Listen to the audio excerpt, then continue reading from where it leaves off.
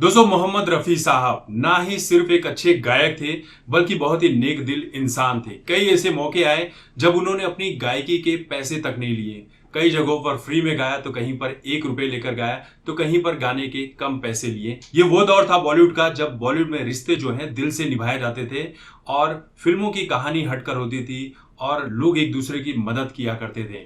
लेकिन दौर बदलते गया और बॉलीवुड का पूरी तरह से कायाकल्प हो गया। अब यहाँ पर अलग अलग कैंप्स बन गए हैं और अलग अलग तरह की राजनीति की जाती है कि किस तरह से किसको बर्बाद किया जाएगा। 70 के दशक के आखिरी सालों में मशहूर कॉमेडियन और एक्टर जगदीप साहब एक फिल्म पर काम कर रहे थे जिसका नाम था टाट का पर्दा।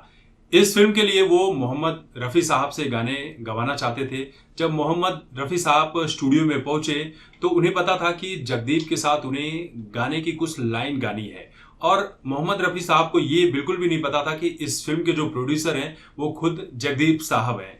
स्टूडियो में जब वो पहुंचे मोहम्मद रफ़ी तो उनके साथ जगदीप ने कई तरह के फोटोज खिंचवाए, कई तरह की बातें हुई, बहुत से विषयों पर चर्चा की गई। जब रिकॉर्डिंग शुरू की गई तो पहले ही टेक में रफ़ी साहब ने उस पूरी लाइन को कंप्लीट कर दिया और लाइन बड़ी ही लाजवाब थी। रिकॉर्डिंग खत्म करने के बाद जब जगदीप साहब और रफ़ी साहब साथ में बैठे तो जगदीप जी ने एक लिफाफा जो है वो रफ़ी साहब के पास बढ़ाया, जिसे रफ़ी साहब ने इग्नोर कर दिया।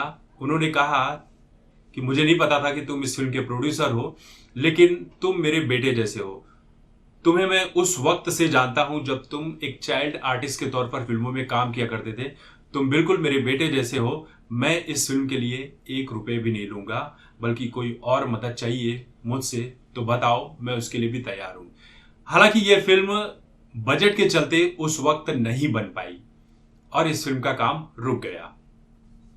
लेकिन साल 1988 में यह फिल्म रिलीज हुई। तब इस फिल्म का नाम टाट का पर्दा से बदलकर सूरमा भोपाली रख दिया गया और ये जो गाने की लाइन थी, इस गाने को पिक्चराइज किया गया था डैनी साहब के ऊपर।